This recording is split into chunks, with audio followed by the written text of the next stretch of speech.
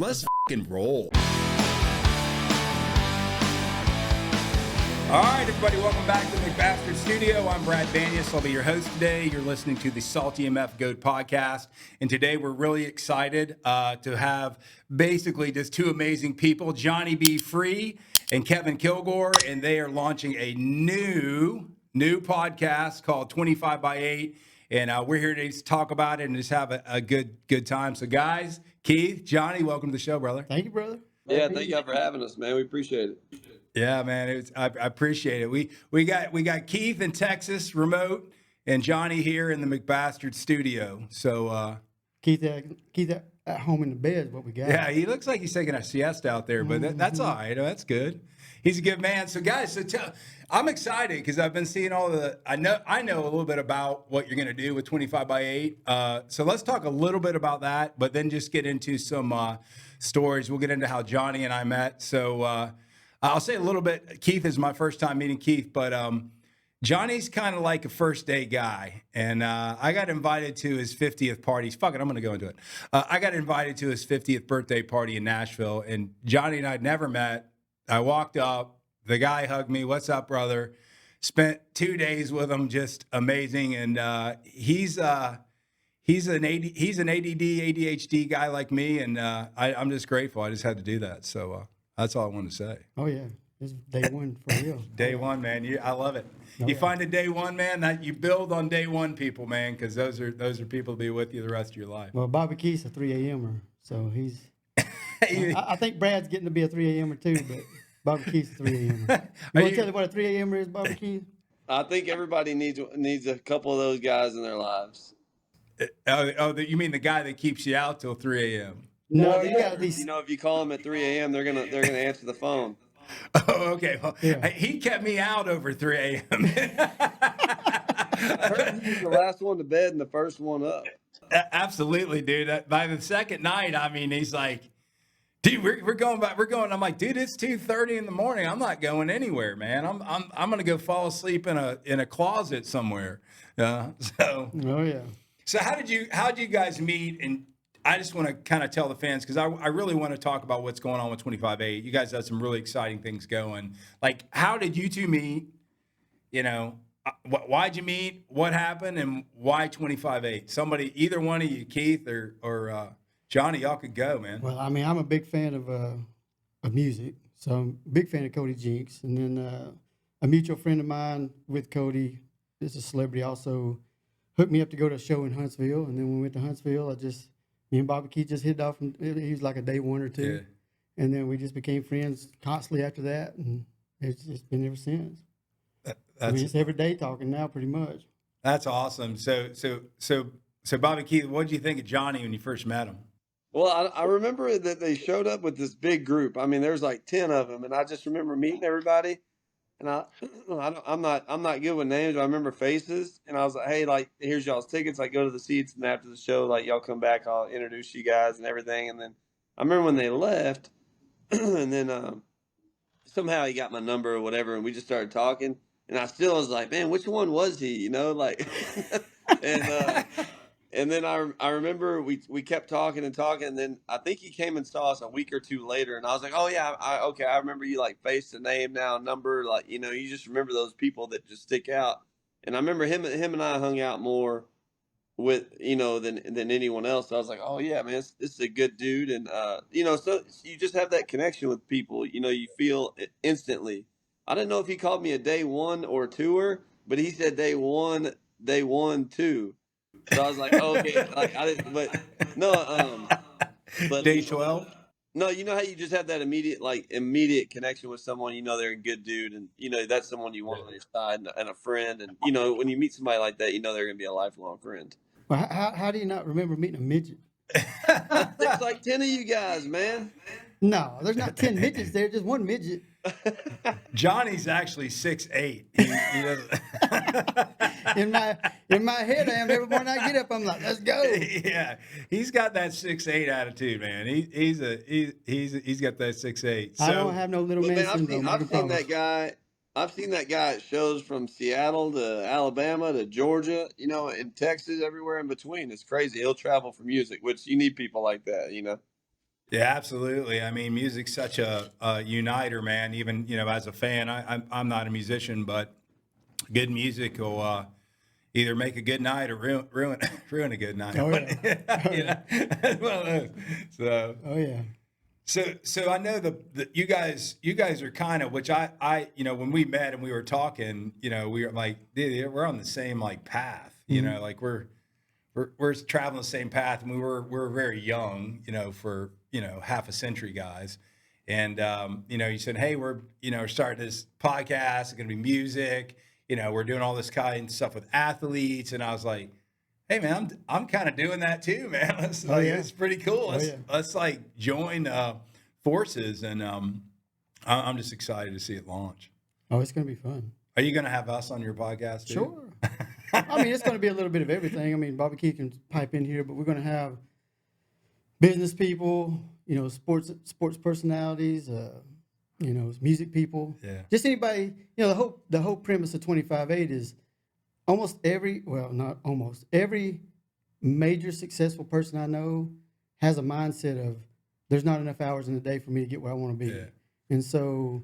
So true. I think they live by the 25/8. If you're going to wear a yellow jacket and be an NFL Hall of Famer, then you're going to be a 25/8 guy. If you're going to be a Hall of Famer here, I mean, and all those guys that we know are like that. They don't never stop. There's no time for sleep. Hell, man, if you just want to have a good life, you better be 25/8. Yeah. There ain't no easy way. There's no easy ways to anything really. You get in, you talk about kids and all that stuff, and like, people usually don't have a success in the first 30 days of trying something. It's a decade later. That whole 25,000 hour rule that you've got to do something 25,000 hours before you come. I don't believe there's any damn experts, anyways. But that's true. I mean, you gotta run the ropes and get dragged and go through the pain. Oh yeah, yeah. If you don't, you're not going to get nowhere. You can get somewhere, but you're not going to be here. There's a different spot between being here and being here. Absolutely. So it's all mentality. I don't know. So I know, Bobby Keith, you've kind of been in the music space for a while now, right? Like, are you a musician yourself, and you kind of fell into it, or you just love music? No, so I remember I was sitting at home on a weekend night about 13 years ago, and my neighbor was dating the sister-in-law of a singer, and she came over and asked if I'd sell merch one night, and I was like, yeah, at first I was like, who wants to go to a concert and work? That sounds horrible.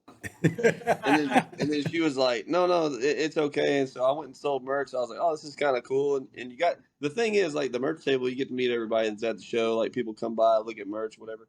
And I fell in love with it, and ended up working for that guy for a little bit, and then went to work for another artist for about a year. I worked for another artist for a year, and then I went to work for the previous guy was Cody Jinks. I was with him for 10 years, sold his merch for 5, moved to his assistant for 4, and then I was his tour manager, I guess his assistant as well, for about a year and a half. And then now I'm currently tour managing and doing merch manager on the road for Aaron Watson out here in Texas. But I will say a funny story. I always wanted to learn to play guitar, and I respect people that play guitar.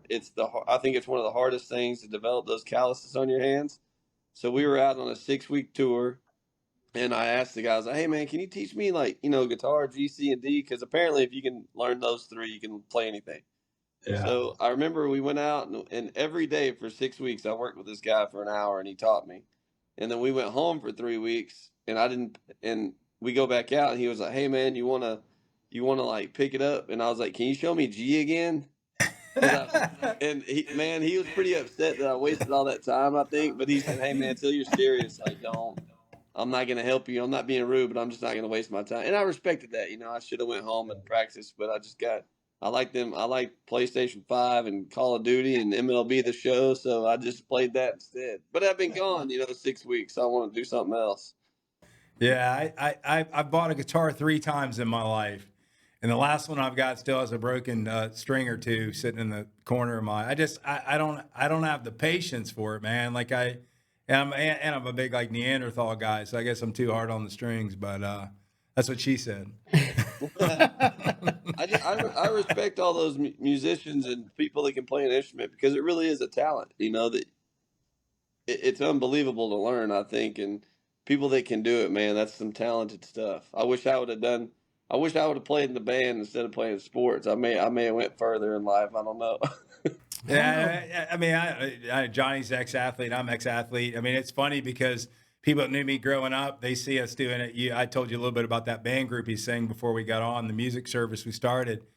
And yeah, I got old friends like, dude, you were like, yeah, what the hell are you doing in music now, man? You're like, hey, dude, I was in chorus, man. I was singing chorus. But yeah, it's just, I think you find an appreciation for things like music's kind of storytelling. And I've kind of, the older I got, I kind of get into more like the whole art of storytelling is dead. It's dying, right? And I'd never listened to a podcast in my life before we started this like 18 months ago. So when people are going, well, are you a podcaster? I'm like, no, I'm not at all. I don't know anything about it. But I just feel the natural conversation is sitting down with people like Johnny, the way Johnny and I met, just like how you met him, just happenstance, right?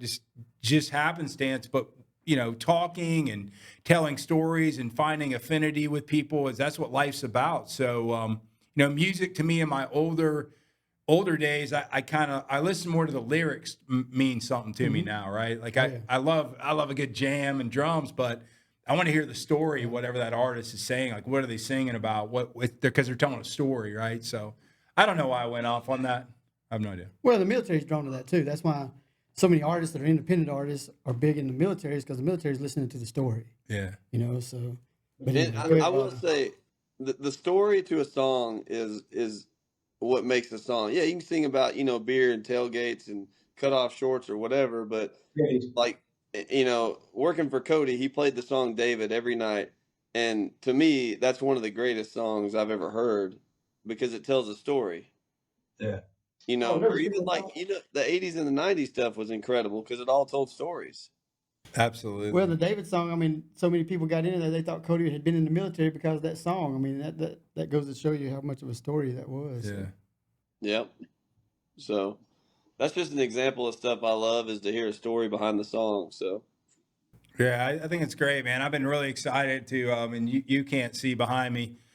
I'm going to call you Bobby Keith now because that was my brother's name was Bobby. So now I know that was your name. You're not getting out of that. But behind me, we've got a live music, Salty's live music. And I mean, it was a really cool thing to be able to be a part of and get involved with. And so when, you know, Johnny's like when we were in Nashville going up and listening to bands, and yeah, you just get that feeling like when you're in a crowd and you're singing along, and, you know, it's just kind of like let yourself go and forget all the shit around you. So I got hooked again. So not there with Johnny on that, but we need to go more often. Yeah, absolutely. Absolutely. We just got an article published like in Nashville. You see that? Yeah, we're gonna get an article published about me. You see going that? up there is what's You gonna gotta happen. do it, man. It may be in the Nashville Gazette, but we're gonna be doing. That's all right, dude. Hey, man. First dayers got to stick together, man. I don't know how happy my wife will be about being in jail with Johnny Be Free, but she'll get over it. It'll be all right. Well, Bobby needs to experience the jail too. He's never been probably. Yeah, okay. Well, let's keep him out of it. Let's keep it out. So the merch side, I like that because, you know, we, you know, behind the McBastard Studio and SaltyMF GOAT Podcast, you know, our brand's called SaltyMF. It was an apparel. We started as kind of an apparel lifestyle brand. And, you know, I growing up, kind of like you, I always liked, you know, apparel and messing around with stuff. So it's funny how just merch, and Johnny's like the merch king. He goes, I brought you some merch. He had like 2 boxes and whatever. Like, man, did you bring like the store with you? What's going on? But it's cool. I love that about it because it's kind of an expression, you know. Johnny's expressing himself. I like that. Dude, you look like a rock star. You wanted me to get you a guitar. Hey, bring a guitar out here. Let's let Johnny. I can't even put, I mean, little midget fingers won't go around the thing. Yeah. I got one for you. You want the midget to be over here doing this number? I got one for you. Our producer. This is a classy show, folks. Classy show. Well, I mean, anything you guys just want to like, what's going on? What's fun? Like, what are you most excited about? I mean, you know, you guys know a lot of musicians, and they're famous musicians, and probably friends with those guys. So I think you'll have a really big talent pool to, you know, bring on your show. We're excited about that. Is it kind of be like what we're doing, a hodgepodge of shit? We have an entrepreneur one week, a musician the other week, right? Hey, OnlyFans chicks. We need some OnlyFans girls to come on the show that are in the UFC, or I'm sorry, the bare knuckle fighting, because we want to understand just about that. Like, why'd you get into it? What happened? Were toe picks first? Like, what's the sequence? I want to know that. Oh yeah. Is that okay? Oh yeah. Oh yeah. I mean, our main thing is, and Bobby Key can speak too, but our main thing is to, just get the story out there. I mean, most people when they bring these celebrities on, I call them celebrities, but sports figures and things like that, big time business people, they want to ask them the same question over and over again, and that's not what we're going to be about. We're going to be about people getting to know this person as a person. Yeah, absolutely. And then what it took to get to where they're at, and if we can make a difference in one person's life that's on that, right on that cusp of going from here to being great, just by listening to a story that we've done what we need to do. Absolutely. I think this is kind of, we're cutting up a lot, but the whole idea about really kind of understanding that person, or like we had a guy on who was a basketball guy, right? But he didn't want to talk about basketball. He wanted to talk about fatherhood, and that ended up being like one of our like most listened to shows, because like people don't truly talk about like, struggles or issues they had, or how their father brought them up or whatever.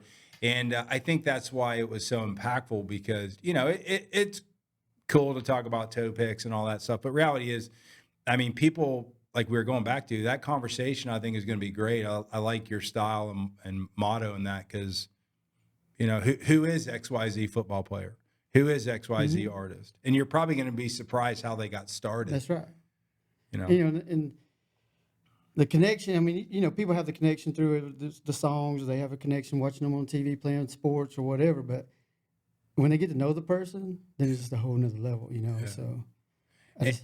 And you find probably, Bobby Keith, you too, you probably find that these are just regular dudes and ladies when they're not on stage, right? I mean, you find that a lot? Oh yeah, so I think if you got to know the people that are on the road doing this stuff, or playing these games or whatever, I think they would play the show or do their talent for free. It's the traveling hours, it's the being away from home. I think that's what you get paid for, because they love the craft. But it's the time being away is what they get paid for the most. Because I've heard many people say, I play the show for free. It's this time sitting out here being gone away from my family. And I will say, I want to have some behind the scenes stuff about like, hey, these artists from up in Boston, Massachusetts, has never been to Buc-ee's, right? When you stop at Buc-ee's, what's something you have to have, or what's your late night Whataburger meal choice, or whatever it may be, something that these people, it's cool to hear their stories about playing, but like, you growing up, how were you brought up, and just stuff like that. I think it's interesting, and people love to hear that stuff, and that's what people don't get to hear a lot. So I think connecting all these people and letting them hear people's stories is going to be something very, very interesting. And then I even think we want to take this thing on the road and do it live a buddy of mine's a GM of the Padres, and I would love to sit in his suite at Petco with the backdrop of the that's a beautiful city and a beautiful stadium, and Absolutely. just like hear his story, So I think taking this on the road would be super cool too, to have different backdrops and, just stuff like that. Yeah, no, I think it's awesome. I mean, what you learn is, we like the studio experience because you can control the experience. A lot of people never been on they've never been in a podcast or on a podcast. So I like that experience of seeing someone that's never done it. It's cool. They like it. But I also just like also that raw footage, like out there. We sponsored some crazy events like golf things, and went out with the old mic, and we're on the course with people. Here I am. I'm in like Chubbies and a Masters golf green jacket, and people are like, "What the hell is what's this guy doing?" But it was fun. It was interesting, and people were they opened up a little bit about it once they realized, well, they're just out here, having fun. So Chubbies makes a great product. Absolutely, man. My wife hates it because I get those tiny ones or whatever. She's like, dude, she goes, honey, that might have been cool in 1960, but it's too. I'm like, hey, they love it. I can't buy Chubbies because my Chubbies go down to my knees. Johnny's 6'8", people. He's bullshitting you. This guy's the tallest guy I've ever seen. Don't let him bullshit you. I lowered his chair over there so he wouldn't look that tall. But going back to what Bobby Keith was saying, I mean, it's going to be interesting to see people get to see that some of these people that are wild on stage, they're the biggest nerds that ever walked the planet. Yeah. And then some of these people that are real reserved when they get off the stage, they're the wildest people on the planet, you know. And then there's some people that they get on stage and they sing, and then the next thing you know, they want to get off the stage and they want to go hunting. I mean, that's all they care about, you know. So, I mean, there's all kinds of different, you know, and with some of them, they're just, you know, gamers, you know, they get off there and they just want to play games. And then some of them are big family people, too. Yeah. So, I mean, it's going to be pretty cool. It's interesting because, I mean, you know, you talk about personalities. I don't know about Bobby Keith or you, but like people see me mostly like in this brand, they see me out front, right? But I mean, I'd rather be sitting by myself, like on a mountain somewhere. But like, you know, you kind of learn, you know, like I said, if you want to tell a story or if you believe in something enough, you sometimes have to get out and lead when you know, maybe you don't want to, but if you don't do it, or you think that end result is better for someone else or better for, you know, more people, you have to do it. Yep. And it's an odd thing because, you know, my buddies that I grew up with, I always used to be, they'd laugh. I'd be like, yeah, call me sometime. We'll get, you know, we'll hang out. Well, I would never call because I was like not doing shit or sitting by myself. So it's funny how people perceive, you know, what their persona is, you know, out front on stage. Well, the thing, too, that you're going to see a lot of, too, I think probably 85% of the people that's going to come on, that's going to be at that high standard, grew up dirt poor. Yeah. I mean, there's just something about people that grow up poor that gives that drive. I mean, it's just, and that's what's kind of going to be interesting to hear, too, you know, so. Yeah, they you know, there's no feeling like being poor and knowing what poor feels like versus someone saying, oh, you're poor. You know, so, and sometimes, I mean, our society's so messed up right now of what success is or what, you know, what you should be. I think it's out of whack. You know, if you get up every morning, you have people that love you, you're doing something you want to do, you're rich. That's it. You got people that love you, you're rich. And I think that a lot of people is so materialistic about stuff that you think if you don't have a yacht, you know, you haven't made it. Well, if you've had a boat or something like that, if you ever owned a boat, it's kind of a pain in the ass unless you're really, really rich and have a captain or someone taking care of it. Like you don't want, it's a pain in the ass. Well, you know what boat stands for, right? What? Bust out another 1,000. Yeah, trust me. I have had enough boats. If you guys get a boat, I'll come on it, Bobby Keith. You can invite me on it. I'll bring the beer, but I don't want to winterize it or do any of that shit. Yeah, I don't either, man. I used to have a Sea-Doo, and I remember we bought it in March and sold it before the winter because I didn't want to mess with it. You're my kind of you're my guy. Yeah, I mean, Bobby ain't never gonna be able to afford a boat going anyway. out on the lake in the summertime, but I tell you, don't go on Memorial Day, July 4th, or Labor Day because if you want good entertainment, go sit at the boat ramp because those are the people that never go to the lake, and then, you know it's hilarious. I remember seeing a guy, he tried to hit the dock a few times, and like his buddy got out and just picked up the trailer and walked it back. we pretty much seen that lately here quite a bit. Yeah. Oh yeah. Yeah. Have you ever been on Lake Lanier, Bobby? I have not. No. Yeah, that's a treat. You'll love that. So all of Walmart's finest show up at Lake Lanier on the weekend. Yeah, you've got 5 foot, 6 foot swells. All the assholes coming by on their yachts. You enjoy it. Bobby can't afford a boat because he spends all his money on Lululemon. Oh shit! Oh, here we go. He's getting personal now. Hey, I travel a ton and do a bunch of activities, and I've yet to find a brand that is comfortable to wear. I mean, flying, whatever it is. So the only reason you wear it is because you're skinny. That's the only reason. Maybe that's I mean, anybody's got some meat on their bones can't wear that garbage. Well, hey, Lululemon, if you want to sponsor, 25 by 8 or the McBastard Studio, I'll put on some tights and walk around. I think we'll lose some subscribers. Fuck, we may gain a few. Who knows? May not be the kind I want. Man, you can rock those. Shit, man. I got my kids was into skinny jeans at one time, and they're like, "You need to get a pair." And I put them on. I was like, "Oh shit, man! I don't think these are for me, man." So everybody's got to have one pair. Skinny jeans. These are kind of skinny jeans, man. These are kind of. You get old, you don't give a shit. Yeah, man. They're not boot cut. No, yeah, that's right. I got my old Adidas on. Run DMC, baby. You can Run DMC. I love Run DMC. Oh, I do too. I love them to death. I was trying to debate today whether or not I was going to wear my cowboy boots or my Jordans, but. Dude, I'd be honest with you. You walked in here, I was like, fuck, who's this guy, man? I didn't know who you were. I was trying to figure out if you were a rock star or something. Oh, give me a break. He's in the wrong building. Well, we got girls up front were hooing and hawing. And who's this guy? Who's this guy? Well, all you got to do is get in the cold. Dude's famous. You don't know Johnny Be Free? You got to buy you a cold plunge and work out and do the sauna every day. You done good, man. I'll tell you what. It's the hardest thing to do when you pass half a century. You got to really kind of stay on it, man. You got to stay on it. But what else are you gonna do? Well, I'll tell you a story if you want to hear a story. This is your podcast, guys. What was it, Bobby Keith? 4 years ago. The whole reason that I've been going down this path.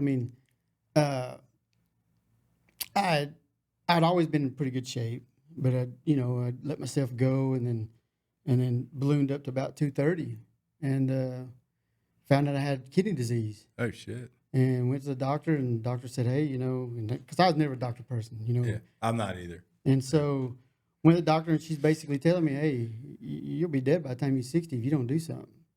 And so got with my buddy, he's all a big health guy or whatever. And he just started telling me what he was doing. I was like, well, I'm going to try this. So, I dropped 80 pounds in 3 years. That's crazy. So, yes, but it's just a drive, I bet Bobby Keith can eat 5 pizzas and drink a case of beer, and he'll still weigh whatever. He's just like my He's son. like $170. I guarantee you.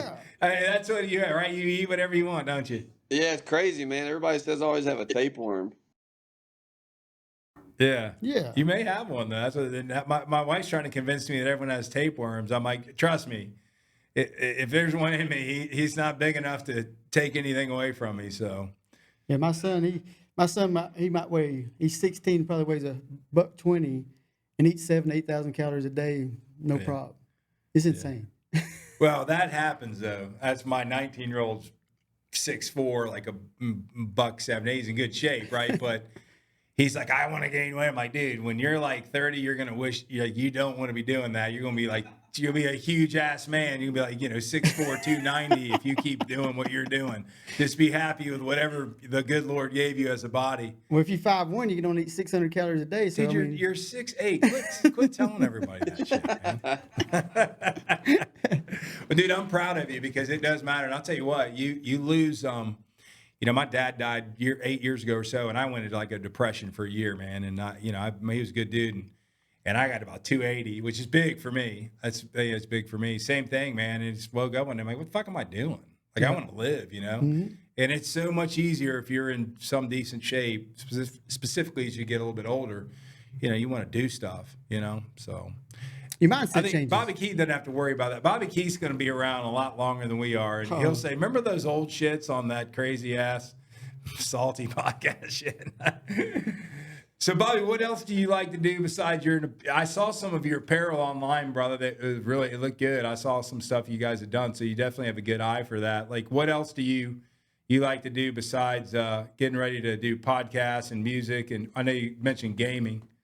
Yeah, I love sports. I love baseball probably the most, more than anything in the world, and I love to go shag BP if I'm able to for certain teams. Luckily, I've been able to go to San Diego, go up to the Rangers ballpark when I have friends in town on other teams and shag BP, or just go to a baseball game. I enjoy it. And, I the way they changed the game a little bit with the pitch clock and stuff, to me, baseball's always been a great game because there was never a clock. You had to throw the ball and you had to hit the ball.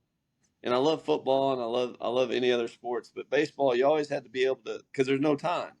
Right, and then they implemented the pitch clock, which is fine. You still have 20 seconds to throw the ball or whatever it is. But to me, strategy was watching, one pitcher come in for this certain batter and then take them out, and another pitcher come in for these next 2 hitters or whatever. Like I remember I think it was the 17 World Series with the Astros Dodgers, and they went through, I think, the 7th inning or the 6th inning, or maybe it was the 5th, but took up so much time because of all the strategy that was used. All the time. But I understand, people are there with their families and, that's a school night. They got to try to keep the game under about 2.5 hours. And then that way everybody can get home at a decent time. But anytime I can ever get to a baseball game, man, I'll take that. Or even just trying to get home as fast as I can from a show to spend time with my family. My daughter does dance. My oldest daughter's she's at A&M doing her master's program. So if I can get down to A&M football game and I know it's a rival there of Alabama and Georgia and all that in the SEC, but there's nothing like a Saturday night anywhere in college football because I think the atmospheres are incredible. I've gotten to experience Death Valley at LSU. Some of the friendliest people. If you leave there hungry, it's your own fault, you know. And Yeah, absolutely. I want to see Sanford Stadium.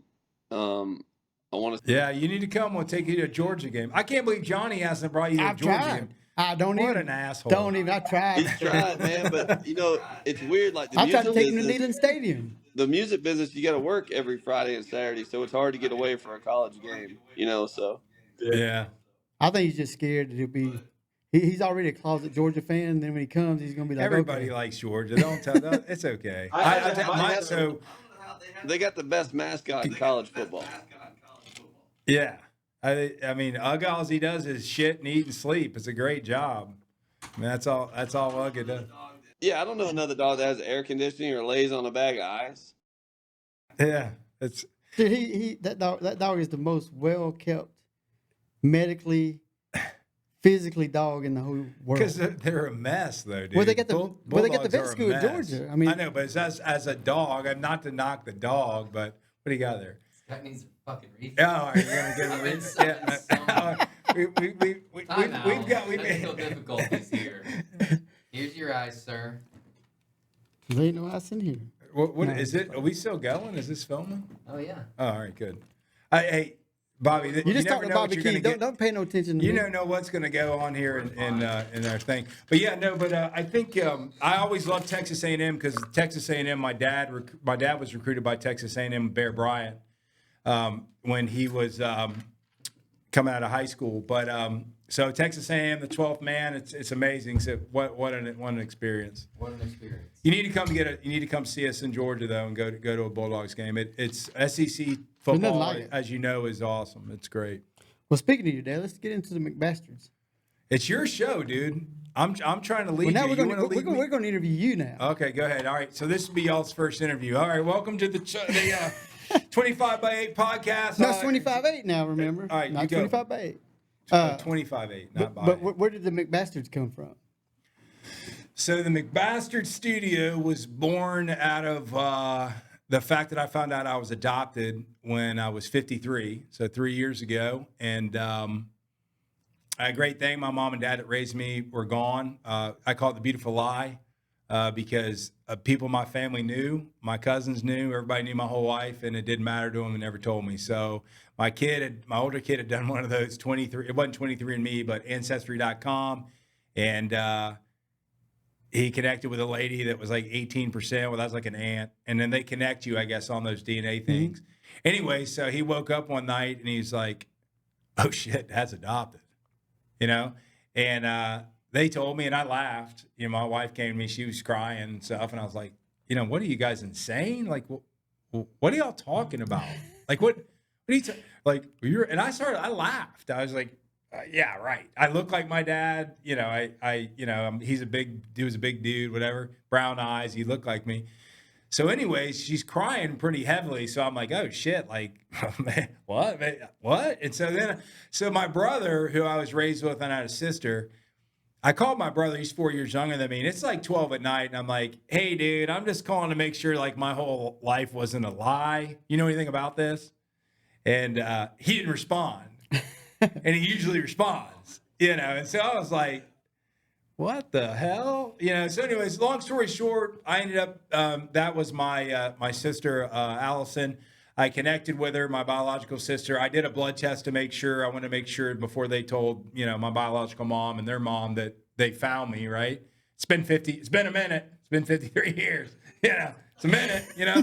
So I want to make sure like that, yeah, that, you know, that I don't want her to, you know, whatever. But anyways, it was 99.9998% match. The only reason it went 100% is because we didn't walk in together, so they can't say it's 100%. So after that, I met my biological mom. She's a beautiful lady and nice lady. I have three sisters. They're amazing.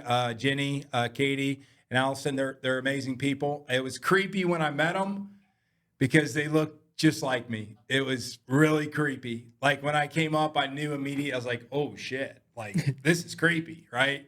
Like these are my sisters. Mm-hmm. Yeah, that's my mom, right? So it was a while. It took me a while to kind of, process this shit, right?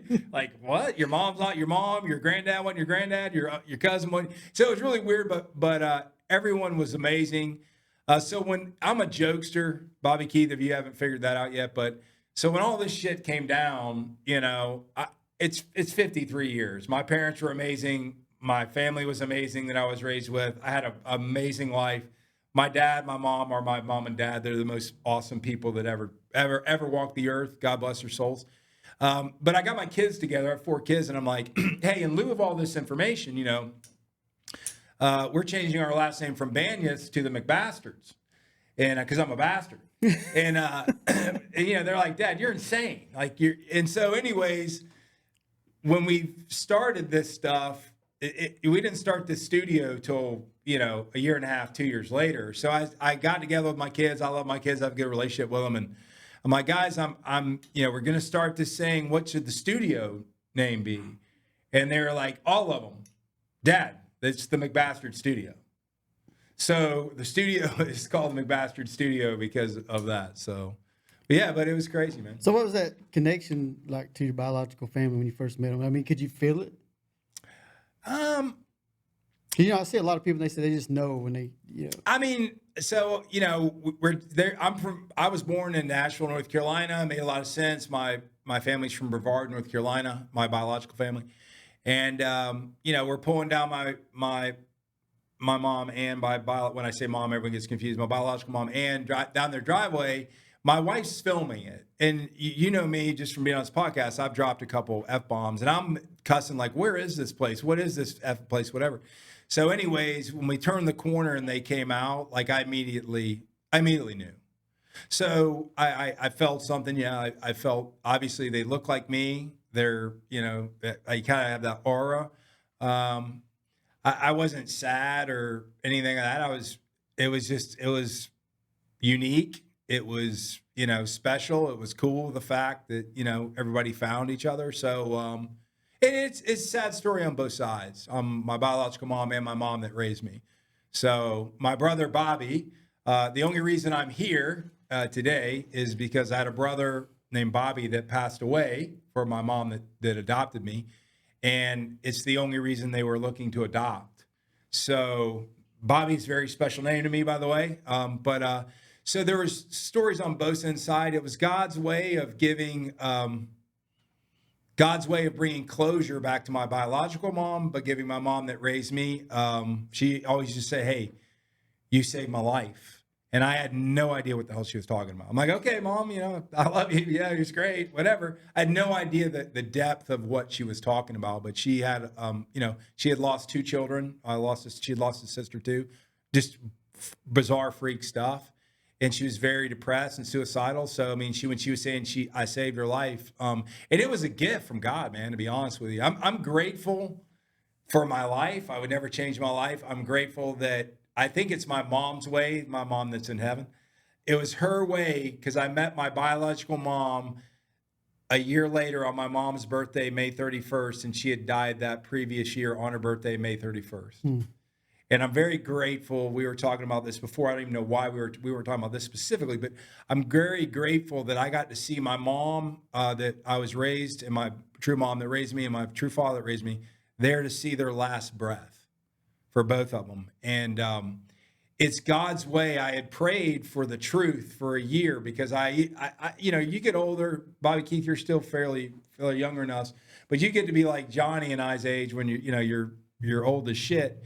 And you start thinking of life differently. I've done all these things. I've raised kids. I've had business. I've done all this stuff. And I just, every day in the gym, I'm like, hey, God, show me, what am I supposed to do? Who am I supposed to be? What am I doing next? That kind of stuff when you're in deep thought. And from a year, I did that every morning for a year. Well, he showed me who I was. Mm-hmm. He brought the truth to me, right? Yep. He showed me the truth. Here's the truth. Here's who you are. And so to me, it kind of revitalized me. It revitalized purpose. Let's go. This is awesome. Let's get moving. So anyways. No, I mean, that's a great story. I mean, So from the time because I know you're pretty successful in what you've done and stuff like that. So where was that drive? When did that drive start? that drive started because of my beautiful wife, Brandy Banyas. And we had kids very young in college. She got pregnant in college. And so I was a young man, and I ended up having 2 kids really quick. And people always used to ask me, why are you so motivated, man? I'm like, shit, dude, I gotta feed people, dude. You ever had to feed people? Like, you don't need a lot of motivation. I don't want to get up. Like, I don't want to go do this shit. I don't want to do this shitty job. I did everything, bartending, whatever I did. I did everything, construction, all kinds of stuff. And, but people say, well, what drove you? I said, my family drove me. Mm-hmm. My family still drives me today. My kids drive me. I don't do it because I care what you think about me or whoever thinks about me.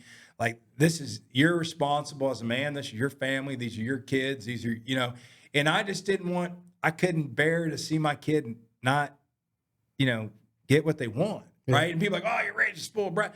It's not that. It's not about the material things. It's just, you're a father, Bobby Keith, you've got 2 kids, you're a father. I mean, you don't want those kids to want for anything. Now, that's not realistic in the world, and they do want for stuff, and they can't have everything, and bad things happen and whatever. But that to me, which is ironic because I ended up being an adopted kid. Mm-hmm. I loved family, man. I always wanted a family. I liked kids when I was a kid. I liked all my little cousins. I love family. I love being around a family.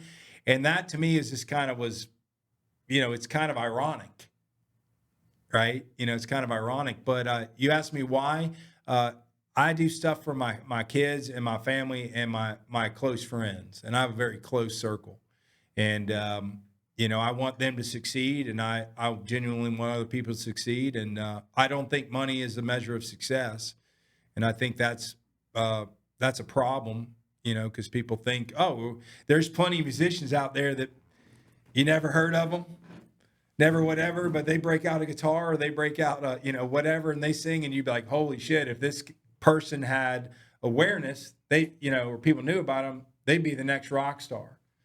Thus, why we created band groupies, mm-hmm. right? For independent people that aren't being notified. So I don't know, man. That's my answer. So we're gonna go to Salty next, but let's go to the band groupies. So how'd that come about?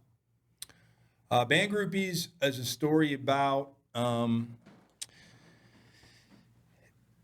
was in LJ, Georgia, and I was up there with my wife or some festival, just walking around, and I walked up to outside a music store called Big Frog up there. People know that lady's pretty famous up there. She's been up there a while. I think her name's Cindy up there. And I saw a T-shirt outside from the merch guy, and it had a cool old-time lady with her legs hanging over these lips, and the lips said "Hush Money." I said, that's a cool ass shirt. I'm going to go get that. And my wife's like, you're in the apparel business. You have too many T-shirts already, right? I'm like, no, I'm getting the shirt. It's a cool shirt. So I walk in to buy the shirt and talk to the lady. I'm like, she goes, oh, do you like that band? I go, oh, this is a band? She's like, yeah, Hush Money. You ever heard of them? They're right up here up the road. I was like, oh, shit, no. She goes, well, I just happen to have their album. So this lady plays me their album on this, old-ass record thing. And really, Bobby Keith, within like 5 seconds, I said, holy shit. This band's right here. I'm like, will you give them my card? And at this time, I have nothing to do with music. I have nothing to do with anything around music, whatever. I'm like, these guys, can you please give me these guys my card? These guys are freaking amazing. Well, on the way back, my wife's like, what do you care? I'm like, well, they're good. And so I go, you know what? I'm gonna take this podcast thing, and we're gonna do this thing called Salty's Live Music. And I'm gonna bring these guys in, and we're gonna highlight them and let them play some tunes, and then interview them. These guys are freaking amazing. Like, how does someone not know about them? So that's how it started. And then we had about 15 people on. All the artists we had on were amazing. And I couldn't believe sitting here thinking like, holy shit, every one of these people in here like could be famous. Mm-hmm. Like they're the real deal. Why does nobody, like why? What's going on? And then they told us the story. We can't get found. The music industry, does this. You don't get money, whatever. And my partner and I, it's not just me, Paul Chandra, who's part owner of SaltyMF and Band Groupies and our whole thing, good buddy of mine for 34 years. He's the genius behind the scenes. We were coming back from a strongman competition in South Carolina. We sponsored some strongman, lifting rocks and shit like that. And it just been on our mind, like, dude, we got to do something to help these artists. And we're technology guys from a long time ago. Specifically, he's more a technical mind than I am. And I was like, what do you think? I'm like, he goes, we can build something, man, that I think can bring the live music venues and the musicians, the independent artists, and the consumers together and allow them to follow them and schedule their events and really like bring attention to them that they're not getting on Facebook and Instagram and all the shit that we knew. And so Band Groupies was born on a trip back about 6 months ago from South Carolina. And we did Band Groupies EEZ because I was listening to Easy-E on the John before we left the hotel. And we're like, Band Groupies, like Easy-E, like Band Groupies. And we're like, yeah, that's it. So that's the story. And I mean, today, I just checked, it's 60 days old. I think we have like 2,000 venues on it, like 500 artists on it. I don't know how many consumers, I haven't checked, but I think it's going to be really great for independent artists and stuff. So that's why we did it. I'm not a musician. I don't know. Well, I think you're onto something because the Yeah, whole man. music industry is changing. Like you said, there's so many artists out there that if people knew who they were, they'd be huge. Oh, yeah. They just don't have. I mean, we got like some of them, they just don't have the marketing, or there's a lot of them that they're new, can't afford a whole management team to push them. So I think we have a great product with that.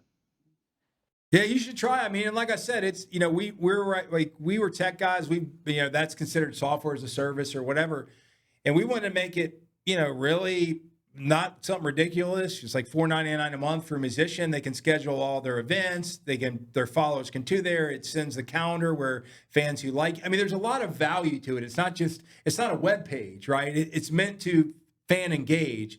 If I follow Bobby Keith's band on Band Groupies, I'm always going to know where Bobby Keith's going to be going as long as he's entering his schedules. Same thing with the venues, right?